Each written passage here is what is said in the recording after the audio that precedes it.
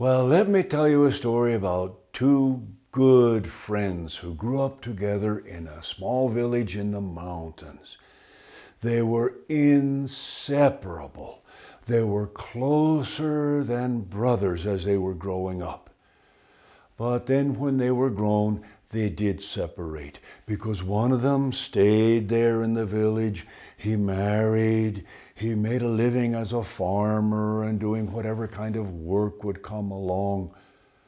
But the other one left to explore the larger world.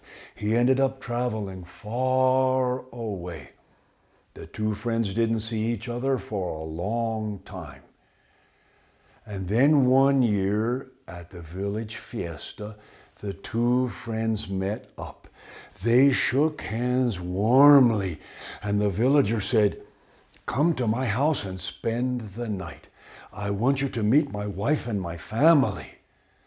They went together to the villager's home. They spent the whole evening talking about old times together. And then in the morning, the traveling friend said that he had to meet a man about some business. He said, "But I'll be back soon."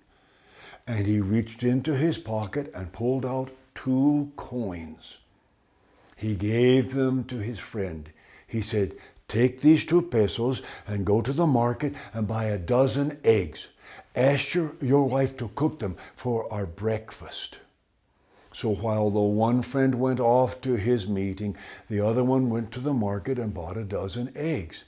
His wife fried them, and they set the table and sat waiting for their friend to return. But an hour went by, and the traveling friend didn't come back. Finally, the man said to his wife, "Oh, my old friend must have forgotten to come back. We may as well eat these eggs ourselves." His wife said, "But your friend paid for them. They're not really our eggs." He said, "Well, I know what I'll do. After we eat the eggs, I'll go buy another dozen." He did that, but they didn't cook those eggs. Instead, he put them in the nest of one of his own hens so that she could hatch them out. And that dozen eggs produced 11 hens and 1 rooster. In less than a year's time, the hens were laying eggs and hatching out chicks of their own. So the man started selling eggs and selling some of the chickens, and with the money he got, he bought a cow. The cow gave birth to 2 calves. They were both heifers. And before long, they were having young of their own. So he sold some of the cows and he bought sheep. And then with the money he got by selling cattle and sheep and chickens and eggs, he started buying land. He soon became one of the wealthiest men around there. But he told everybody, "All that I have came from a dozen eggs my friend bought. If I ever see him again, I'll divide it with him." Well, 10 years later, they met up again at the village fiesta. Just as before, they shook hands, and the traveler said, "Shall we go to your house? Can I spend the night?" His friend said, "Wait until you see the house I live in." The house they went to was large and surrounded by fertile green fields. Beyond the fields, cattle and sheep were grazing. And the villager said to his friend, "Everything you see here comes from the dozen eggs you bought the last time you were here in the village. And now I'm going to share it with you." But the traveling friend said, "No, wait.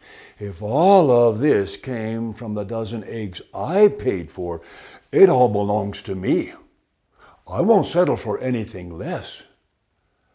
The hard-working friend said, "Oh no, I invested your dozen eggs wisely. I managed the growth of our business for years. I will keep half of it."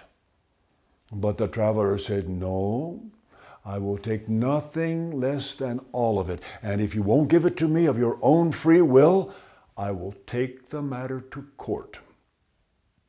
Of course, the hard-working friend was not willing to give up everything he had worked for. So the traveling friend went to find a lawyer. He had no trouble finding one. In fact, he found two of them. They could both see a lot of profit for themselves in the case.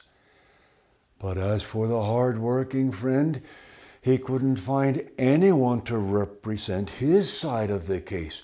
Every lawyer he talked to agreed with his traveling friend.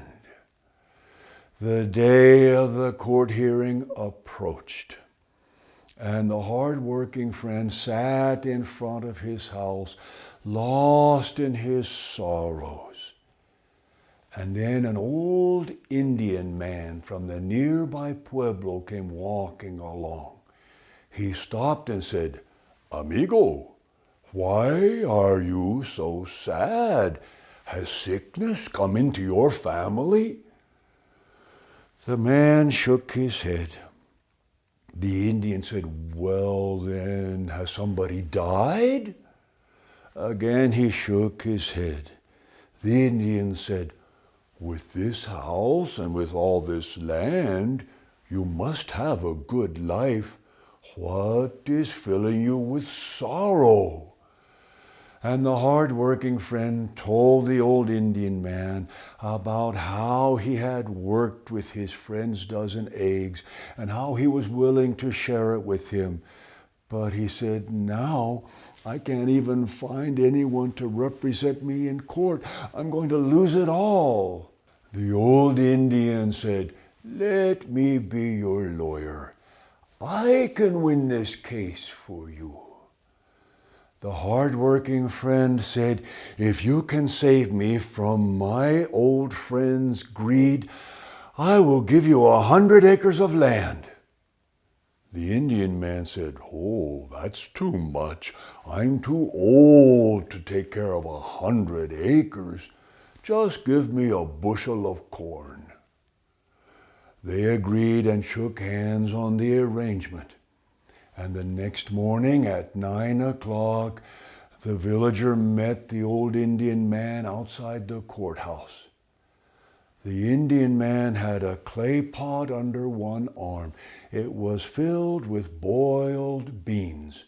And from time to time, he would reach into the pot and take out a bean and eat it.